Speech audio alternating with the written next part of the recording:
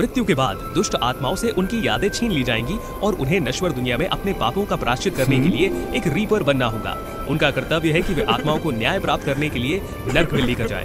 मीना कोई अपवाद नहीं है, वो लाखों अन्य लोगों की तरह ही एक रीपर है। उसे पर्याप्त आत्माओं को नर्क में ले जाना होगा ताकि वे अपनी यादें पुनः प्राप्त कर सके और पुनर्जन्म की अनुमति मांग सके। लंबे समय तक रीपर रहने के बावजूद जब भी मीना किसी आत्मा को नर्क में ले जाती तो वो द्रवित हो जाती।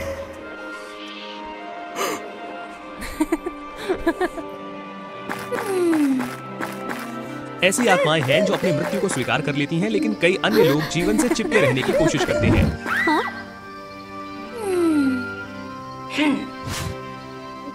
ऐसे जीवित लोग भी हैं जो अपने प्रियजनों से जुड़े रहने की कोशिश करते हैं और मीना को उन आत्माओं को दूर ले जाने से रोकते हैं। निसंदेह मीना समझ नहीं पा रही है कि ऐसा क्यों है।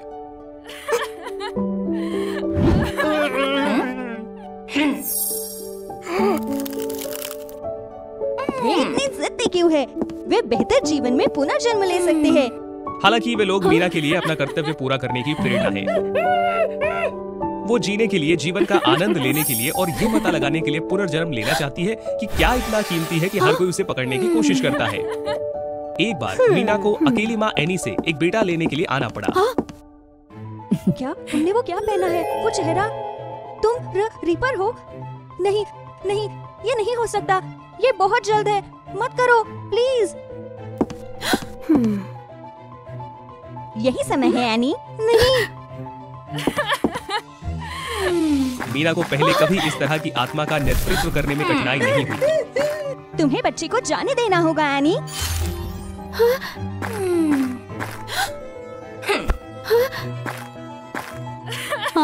एनी की एक ही इच्छा थी, अपने बेटे को बचाना। मात्र प्रेम की शक्ति ने उसे उंगलियों को सबसे पहले हिलाने पर मजबूर कर दिया। एनी ने उठाने के लिए अपनी पूरी ताकत लगा दी। अचानक वो लड़खड़ा गई और सीधे लेडी रीपर पर आ गई। नहीं, कृपया मत करो। मुझे मेरा बच्चा वापस दे दो। नहीं, मेरे बच्चे को मुझे वापस दे दो। नहीं हो सकता। तुम क्यों नहीं समझती? लड़के के जाने का समय हो गया है। आखिरकार मीना लड़के को नर्क में ले जाने में कामयाब रही। लेकिन कई दिनों के बाद किसी तरह एनी अपने बच्चे को वापस मांगने के लिए नर्क में पहुंच गई। मुझे जाने दो। नहीं, मुझे मेरा बच्चा वापस दे दो। मैं तुमसे हाथ जोड़कर प्रार्थना करती हूँ। प्लीज मेरी जान ले लो। इसके बदले मेरी जान ले लो। नहीं नहीं, मुझे जाने दो। चुप रहे। ये सब शोर किस लिए है? तुम अभी भी जिंदा हो? ये कैसे हो सकता है?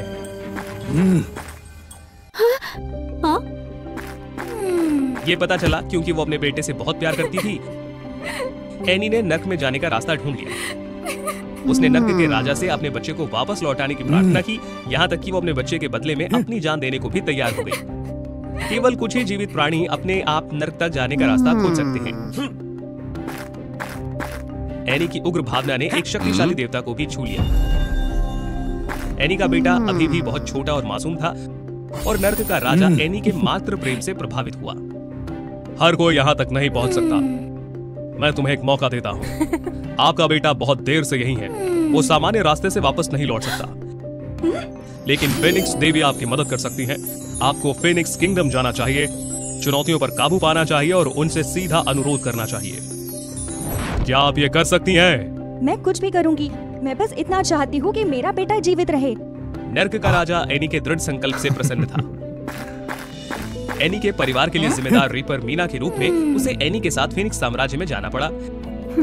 सौभाग्य से मीना अपने साथ पर्याप्त आत्माएं लेकर आई थी। एक बार जब उसने ये अंतिम मिशन पूरा कर लिया तो वो अपनी यादें पुनः प्राप्त कर सकती थी और एक इंसान के रूप में पुनर्जन्म ले सकती थी।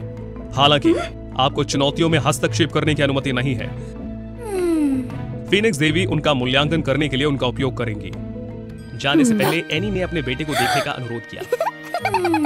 बेशक वे एक दूसरे को छू नहीं सकते थे। हालांकि रीपर के रूप में उनका आखिरी समय था, फिर भी मीना को अलगाव का दृश्य कठिन लगा। नर्क के राजा के निर्देशों का पालन करते हुए वो धुंध भरे जंगल में गए, जहां फीनिक्स साम्राज्य का प्रवेश द्वार एक गुफा के अंत में था। मीना उस पल के लिए तरस रही थी जब उसका पुनर्जन्म होगा और वो रीपर होने के बोझ से मुक्त होकर जीवन जिएगी। कौन सा? किस रास्ते से जाऊं? हाँ? मुझे आपकी सहायता करने की अनुमति नहीं है और सच में मैं नहीं जानती। लेकिन वहाँ पर वो व्यक्ति हो सकता है। चांदी के बालों वाली चुड़ैल फिनिक्स साम्राज्य के रास्ते में पहली बार आई। हालांकि वो रास्ता जानती थी, उसने मांग की कि एनी मार्गदर्शन के लिए सूरज की किरणों की तरह चमकते हुए अपने लंबे सुनहरे बाल दे। हताशा में उन्होंने बाल दे दिए।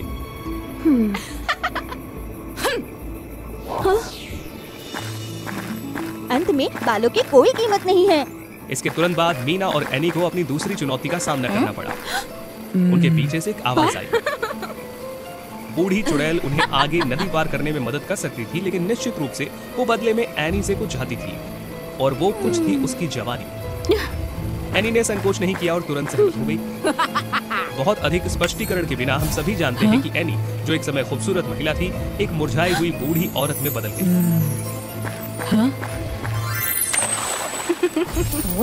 नाव पर चढ़ो और मैं नाव चलाऊंगी। निसंदेह मीना ने एनी के आदान प्रदान को देखा। एक रीपर के रूप में जो जीवन के बारे में हमेशा उत्सुक थी, वो इस व्यापार के बारे में अपनी जिज्ञासा को नहीं छिपा सकी। हाँ, क्या बात है लेडी रीपर? हाँ? तुम्हें कैसे पता? कोई बात नहीं, मैं पूछना चाहती हूँ कि आप अपनी सुंदरता और यौवन का व्यापार क्यों करना चाहती हो? यदि आप अब सुंदर नहीं रहे तो क्या एक कुरूप व्यक्ति के रूप में रहना उचित होगा? यौवन कुछ ही समय का है रीपर। असल सुंदरता तो आंतरिक होती है। इसकी तुलना किसी भी व्यक्ति के भीतर की तुलना से नहीं की जा सकती। जो अधिक महत्वपूर्ण है वो है लड़का। उसके बिना मेरे जीवन का क्या अर्थ है? मैं हर चीज का व्यापार करने को तैयार हूँ। जैसे जैसे वे दूसरे किनारे के पास पहुँचे, कोहरा धीरे धीरे छट गया। बहुत कोहरा हो रहा है। हम अवश्य ही निकट आ गए हैं। हाँ, ये रहा। नर्क के राजा ने ये नहीं बताया कि कौन सी गुफा फीनिक्स साम्राज्य की ओर ले जाएगी। हाँ? जो लोग भटकेंगे उन्हें फीनिक्स पहुंचने से पहले एक भयानक सजा का सामना करना पड़ेगा। तो हम बस हर गुफा का प्रयास नहीं कर सकते। ठीक है, तुम क्या चाहते हो पुराने जादूगर? अंधा जादूगर एनी की ओर देखकर मुस्कुराया, जैसा कि वो उसे अपनी बंद आंखों से देख सकता था। ये तीसरा परीक्षण था और हमें से ज्यादातर लोग अनुमान लगा सकते थे कि वो गरीब पश्चाताप करने वाली माँ से क्या चाहता था। मीना एक बार फिर एनी की पसंद से हैरान हो गई। हमारी एनी को अपने बच्चे को बचाने की आशा को पोषित करने के लिए अपनी दृष्टि का बलिदान देना पड़ा। किस तरफ लेडी रीपर? मेरे पीछे आओ। लेकिन चिंता मत करो, आप पहले ही चुनौती पार कर चुके हैं। बस मेरा पीछा करो। फीनिक्स साम्राज्य की शेष यात्रा के लिए मीना को एनी का हाथ पकड़ना पड़ा। बेशक मीना ने अब भी एनी के फैसले पर सवाल उठाया, लेकिन वो पहले की तरह झिझकी नहीं। एनी! हाँ लेडी रीपर, क्या आप ऐसा करने को तैयार है? अपनी दृष्टि का बलिदान देने? अब से तुम और नहीं देख पाओगी। आप कैसे रहेंगे? और बच्चा, यदि आप उसे बचा सके तो आप उसकी देखभाल कैसे करेंगे? क्यों? आप इस तरह से क्यों जीना चाहते हो? कई विकलांग लोग इस दुनिया में रहने का प्रबंध करते हैं। रीपर, क्या तुम वो नहीं देख सकते? यदि वे ऐसा कर सकते हैं तो मैं भी कर सकती हूँ। मैंने पहले भी कहा है, बच्चे के लिए मैं कुछ भी करूँगी। सुरंग के अंत में रोशनी है। तुमने ये कर लिया एनी। लेकिन मीना गलत थी। एनी को एक अंतिम परीक्षा पार करना बाकी था। हाँ? फीनिक्स साम्राज्य के राक्षस द्वारपाल ने उन्हें तब तक गुजरने नहीं दिया जब तक मुझे तुम्हारी आत्मा दे दो और तुम पास हो जाओगे। एनी बिना कुछ सोचे समझे राजी हो गई। नहीं, क्या तुम्हें समझ नहीं आता? वो घृणित कार्य करने के लिए आपकी आत्मा की हेराफेरी करेगा। आप कभी भी पुनर्जन्म लेने या भागने में सक्षम नहीं होंगे। मुझे अकेला छोड़ दो। यदि आप उस दिन तक अपना शेष जीवन चिंता में बिता दे तो क्या आप खुश रहेंगे? क्या वे जीवित भी है या? मुझे अकेला छोड़ दो। जब तक मेरा बेटा जीवित है, मैंने तुमसे कहा था मैं कुछ भी करूंगी। तुम समझती क्यों नहीं? आप इस मामले में हस्तक्षेप नहीं कर सकते। क्या आप ऐसा कर सकते हैं? मीना केवल असहाय होकर देख सकती थी, क्योंकि एनी ने राक्षस के साथ एक सौदा किया था। लेकिन मीना को कुछ अजीब सा लगा। वो समझ सकती थी कि लोग जीवन को इतनी बेसब्री से क्यों पकड़ते हैं, भले ही वो कठिनाई और दर्द से भरा हो। मुझे अनुमति दे। कई परीक्षणों का सामना करने के बाद वो अंततः फीनिक्स साम्राज्य तक पहुंचे, जो भव्य, शानदार और जीवन शक्ति से भरपूर था। मीना के नीरस और राक्षसों के भरे अंडरवर्ल्ड से बहुत दूर। फीनिक्स देवी भले ही सैकड़ों हजारों वर्षों तक जीवित रही हो, लेकिन उनके चेहरे पर उम्र का कोई निशान नहीं दिखता था। मीना को देवी के बारे में कुछ अनोखी बात महसूस हुई, लेकिन वो समझ नहीं पाई कि ये क्या था। मुझे बताओ, एक रीपर यहाँ एक इंसान के हाथ से क्यों ले गया?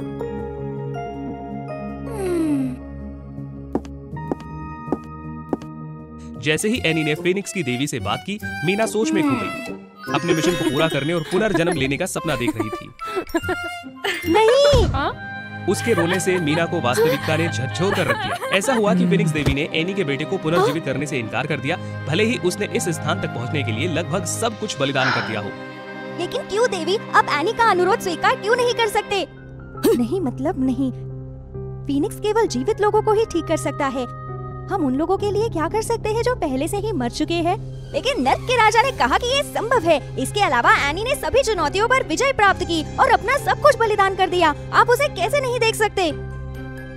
मीना ने फीनिक्स देवी को अपनी यात्रा के बारे में बताया, लेकिन वो समझ नहीं पाई कि देवी ने एनी की याचिका को क्यों अस्वीकार किया। दरअसल एक रास्ता है। हाँ? एक भगवान अपने जीवन का बलिदान देकर एक इंसान को वापस जीवन में ला सकता है, लेकिन मैं इनकार करती हूँ और मैं किसी अन्य देवता को अपना बलिदान देने की अनुमति नहीं दूंगी। हमें बेकार जीवन की परवाह क्यों करनी चाहिए? फीनिक्स देवी के तिरस्कारपूर्ण रवैये का सामना करते हुए मीना अब अपना संयम नहीं बना सकी। आप एक पाखंडी हो। क्या आप भी भगवान नहीं है? क्या आप बच्चे को बचाने के लिए अपना बलिदान देना चाहोगे? हाँ? नहीं, मैं क्यों? एनी, जो अब जमीन पर गिर रही थी, उसने मीना को गुस्से से बाहर निकाला। मीना ने अपनी हाल की यात्रा को याद किया, जहां एनी ने निस्वार्थ भाव से सब कुछ त्याग दिया और बदले में उसे कुछ नहीं मिला। मीना का दिल ठंडा हो गया और उसकी धड़कनें डर से धड़कने लगी। रीपर बनने के बाद पहली बार था ये। उसके अंदर की भावनाओं का भंवर उमड़ पड़ा, गुस्सा, अफसोस और दर्द। मीना का दिमाग अचानक उन सभी आत्माओं की ओर दौड़ा जिन्हें उसने अंततः पीड़ा के लिए दोषी ठहराया था। क्यों? क्यों? मैं भी जीना चाहती हूँ। तो क्या आप अपना बलिदान देने के लिए सहमत हैं? मौत के सामने खड़ा होकर आखिरकार मीना को जीवन की कीमत का एहसास हुआ। फीनिक्स की लपटों ने मीना को घेर लिया, जिससे वो रोशनी की चमक में डूब गई। मेरा बेटा, मेरा बच्चा। एनी के आंसू खट्टे मीठे थे और मीना को वे आंसू खुशी के जैसे लग रहे थे। राख से उभरकर मीना का फीनिक्स देवी के रूप में पुनर्जन्म हुआ। मेरी प्यारी बेटी, क्या तुम अंत में समझ गई? जैसा कि निकला, मीना लेडी रीपर हमेशा से फीनिक्स देवी की वंशज थी। वो एक घमंडी और मुश्किल से खुश होने वाली फीनिक्स राजकुमारी थी। एक अमर प्राणी होने के नाते जिसने ना तो अपने जीवन को महत्व दिया और ना ही अन्य प्राणियों की परवाह की, क्योंकि वे उसकी तरह पुनर्जन्म नहीं ले सकते थे। यही कारण है कि मीना अक्सर अन्य प्राणियों की मदद करने के लिए अपनी उपचार शक्तियों का उपयोग करने से इनकार कर देती थी। फीनिक्स देवी क्रोधित थी। उसने मीना की यादें छीनने का फैसला किया और नर्क के राजा से उसे मृत्यु की देवी में बदलने के लिए कहा, ताकि मीना वास्तव में जीवन के मूल्य को समझ सके।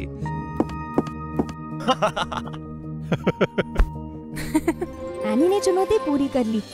डायने तो मेरी परीक्षा मात्र थी, लेकिन मैं सीधे अपनी बेटी का परीक्षण करना चाहती हूँ। आप असाधारण हैं। मीना मानो स्वप्न से जागी और अंततः सब कुछ समझ गई। पहले से कहीं अधिक अब वो जीवन का अर्थ जानती थी।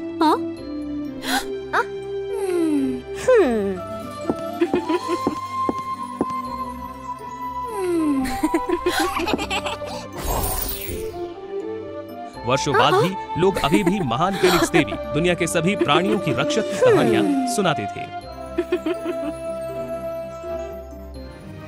और यही आज की कहानी है।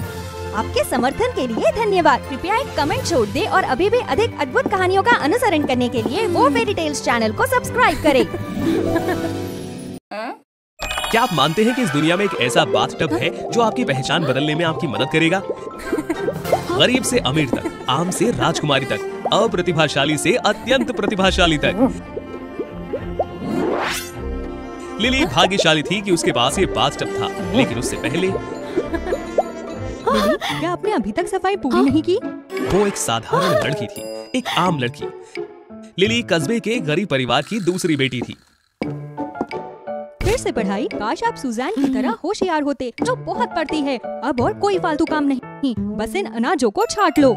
सबसे बड़ी बेटी सुजन को शाही अकादमी में पढ़ने के लिए भेजा गया, जिसकी ट्यूशन फी बहुत अधिक थी। इसीलिए लिली को अपनी पढ़ाई रोकनी पड़ी और कम उम्र में ही अपने माता पिता को पैसे कमाने में मदद करनी पड़ी। हाँ, मेरे शिक्षक यहाँ मिलने आए हैं। नमस्कार, मैं यहाँ आपको सूचित करने आया हूँ कि सैली को जल्द ही आने वाली पूरे राज्य की प्रतिभा प्रतियोगिता में भाग लेने के लिए चुना गया है। ऐसा है? मैंने सुना है कि सुजैन रॉयल अकादमी में भी अच्छा प्रदर्शन करती है। आपकी 2 बेटियां अद्भुत हैं। दरअसल ये 3 हैं। लिली अपनी बड़ी बहन के साए में रहती और उससे हमेशा पूछा जाता था कि वे एक ही माता पिता से क्यों पैदा हुए, लेकिन वो इतनी साधारण थी, फिर भी अपनी बहन जितनी अच्छी क्यों नहीं है। अरे नहीं, एक कम क्यों है? ठीक है फिर, लिली एक सेब खाओ। लिली को सेब सबसे ज्यादा पसंद है। मुझे ब्रेड भी खाना पसंद है। उसने जो कपड़े पहने थे वे सभी बहन के हाथ से बने हुए थे और वे अब पहने नहीं जा सकते थे। माँ, लिली के बारे में क्या? लिली के कपड़े कहाँ हैं? आप दोनों जल्द ही स्कूल जाने वाले हैं और आपको नए कपड़ों की जरूरत होगी। सैली को अपने दोस्तों के साथ प्रदर्शन के लिए कपड़ों की जरूरत होगी। लिली अभी आपके पुराने कपड़े पहन सकती है। वे अभी भी नए जैसे अच्छे हैं। इसे बर्बाद नहीं जाना चाहिए। लिली के दयनीय भाग के विपरीत उसके प्यारे छोटे भाई को बहुत ज्यादा प्यार मिलता था। अरे नहीं, मैं भूल गई। लिली, शिक्षक के लिए चाय ले आओ। ठीक है प्रिया? अपनी बड़ी बहन से तुलना किए जाने के अलावा एक छोटे भाई के साथ लिली को अपने छोटे भाई बहन की तरह अच्छी शक्ल सूरत ना होने के दुख का भी सामना करना पड़ता था। क्या ये सैली की छोटी बहन है? वो छोटी है, लेकिन संभवतः कुछ वर्षों में वो अपनी बहनों के बराबर पहुंच जाएगी। ओह ठीक है। लिली, तुम बाहर क्यों नहीं जाती और मेरे लिए कुछ काम पूरा करने में मदद क्यों नहीं करती? दरअसल लिली की अपनी ताकतें थी। वो बुद्धिमान थी और होशियार थी, खास करके त्वरित गणना में। वे सब चले गए। आज बेचने के लिए कुछ भी नहीं बचा। अरे नहीं! जब भी लिली ने अपने पड़ोसी को सामान बेचने में मदद की, उनकी हमेशा भारी मांग रहती और वो जल्दी बिक जाते। वो वास्तव में अच्छी है, लेकिन ये शर्म की बात है कि वो एक लड़की है। यदि वो लड़का होती तो वो व्यवसाय संभाल सकती थी और परिवार की मदद कर सकती थी। ऐसे हर दिन के बाद लिली के पड़ोसी ने उसे थोड़ी सी रकम दी। अपनी बड़ी बहन को स्कूल भेजने में मदद करने के लिए अर्जित निश्चित धनराशि के अलावा लिली अपने लिए उपहार खरीदने के लिए बचत करने में भी सावधानी बरतती थी। आखिरकार वो दिन आ गया और लिली अपनी पहली और एकमात्र पोशाक पाकर खुश हुई। हालांकि सैली ने इसे देखा और उसे पहनने पर जोर दिया, क्योंकि उसके महत्वपूर्ण ऑडिशन के लिए उपयुक्त था।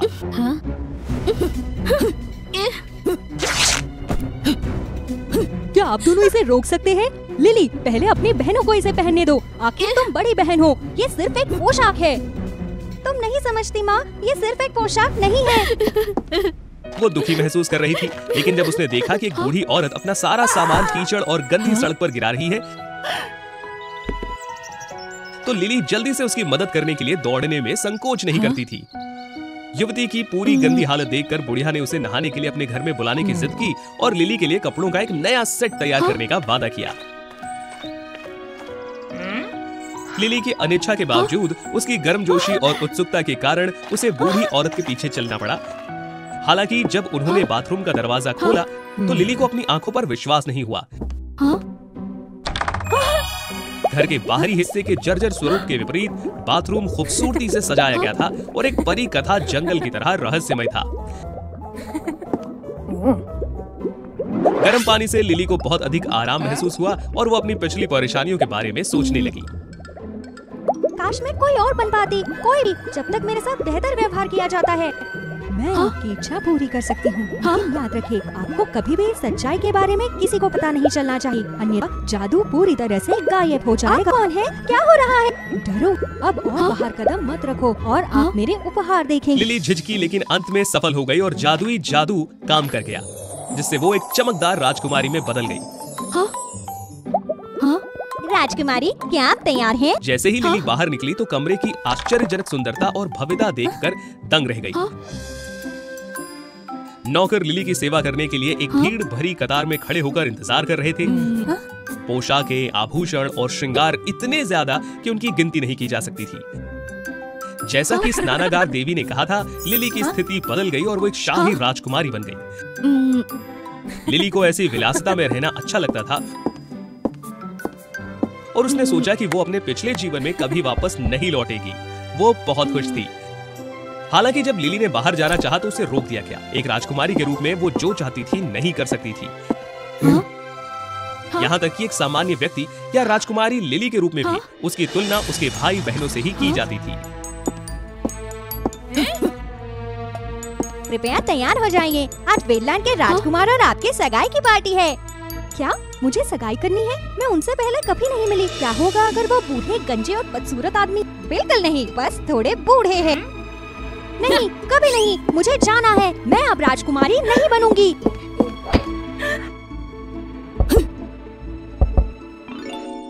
स्वतंत्रता के लिए लिली का अनुरोध अस्वीकार कर दिया गया। अगली बार वो कभी ना खत्म होने वाले जहाज की कप्तान बनी।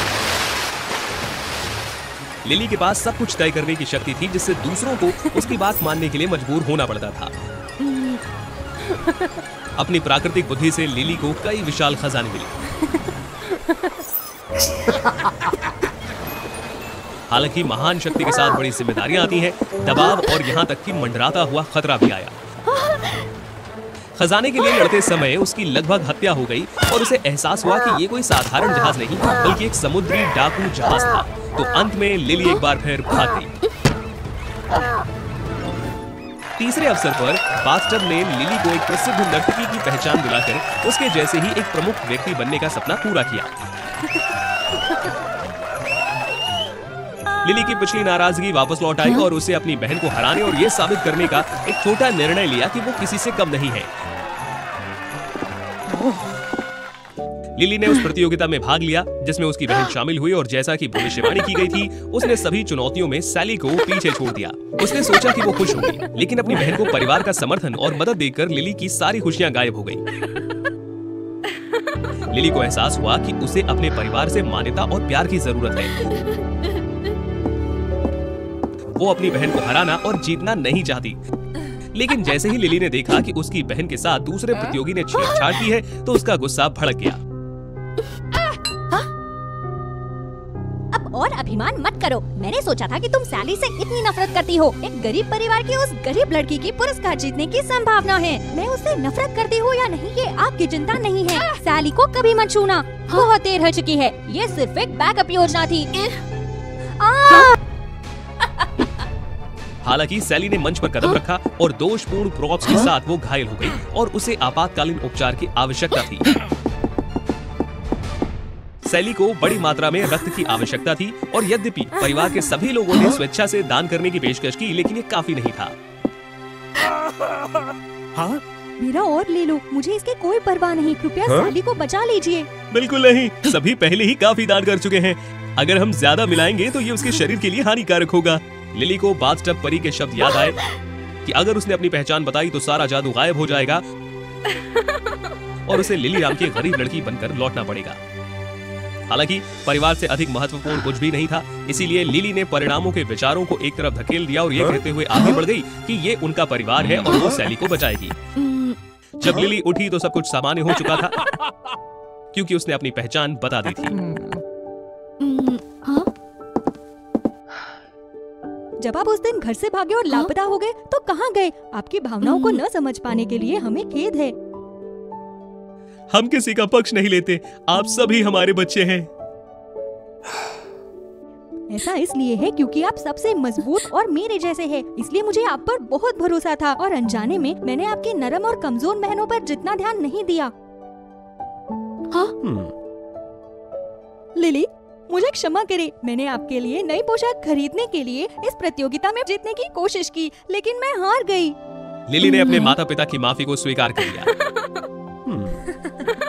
उसने महसूस किया कि चाहे किसी की स्थिति कुछ भी हो, जीवन कठिन हो सकता है और इसका सामना करने और इससे उबरने के तरीके खोजने की आवश्यकता है। अनुमति के बिना खोलने के लिए मुझे खेद है लिली। अब पूरा परिवार जानता है कि आप व्यवसाय में सबसे चतुर और सर्वश्रेष्ठ है। आप जिस चीज में अच्छे हैं उसका अनुसरण करें। बिल्कुल, लड़की होने में क्या बुराई है। यहाँ हमने कुछ पैसे बचाए हैं। उम्मीद है ये आपको छोटा व्यवसाय शुरू करने में मदद करेगा।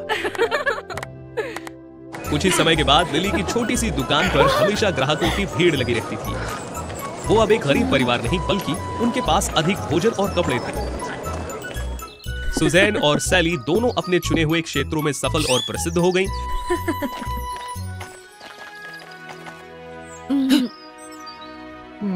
लेकिन चाहे वो कितनी भी व्यस्त क्यों ना हो, वे हमेशा परिवार के लिए समय निकालते थे क्योंकि उनके लिए परिवार पहली प्राथमिकता थी।